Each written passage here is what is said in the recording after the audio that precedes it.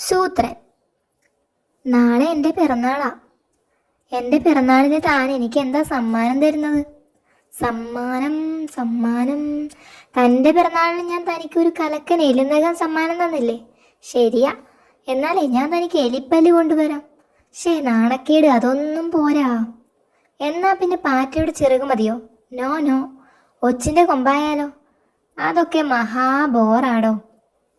തിന്നാൻ പറ്റുന്ന വല്ലതും വേണം, ജീവനുള്ളത്. എന്താ ഇത്ര വലിയ ആലോചന? സമ്മതിച്ചോ? ഹിഹി, സമ്മതിച്ചു. നാളെ കാലത്ത് ഞാൻ എണീറ്റ് വരുമ്പോൾ ദാ ഇവിടെ കാണണം സമ്മാനം, കേട്ടല്ലോ? സമ്മാനമായതുകൊണ്ട് നല്ല അടിപൊളിയായിട്ട് അലങ്കരിക്കണം.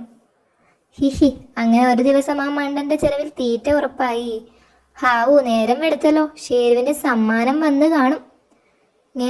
എന്താണാവോ അത്?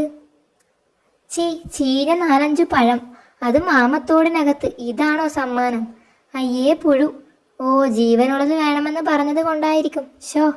ഇവനോടൊക്കെ പറഞ്ഞ നേരത്ത് 4 ഈച്ചയെ പിടിക്കാമായിരുന്നു. എങ്ങനെയുണ്ട് സൂത്ര സമ്മാനം? ഓ, വന്നു. ഇത്ര വേഗം ആമയെ തിന്നു കഴിഞ്ഞോ? ആമയോ? എന്നെ കണ്ടപ്പോഴേ ആമച്ചാര് തലവലിച്ചു. ഞാൻ വിടുമോ? എടുത്തങ്ങ് കൊണ്ടുവന്നു. പഴവും ഇലയും ഭംഗിക്ക് വെച്ചതാ. ഏടോ, നമ്മൾ വിചാരിക്കുന്നത് പോലൊന്നുമല്ല. സൂത്രനാണ് നല്ലവനാ. ആ ദുഷ്ടൻ ശേരു എന്നെ പിടിച്ച് സൂത്രന് കൊണ്ടു കൊടുത്തു. സൂത്രൻ എന്നെ വെറുതെ വിട്ടടോ.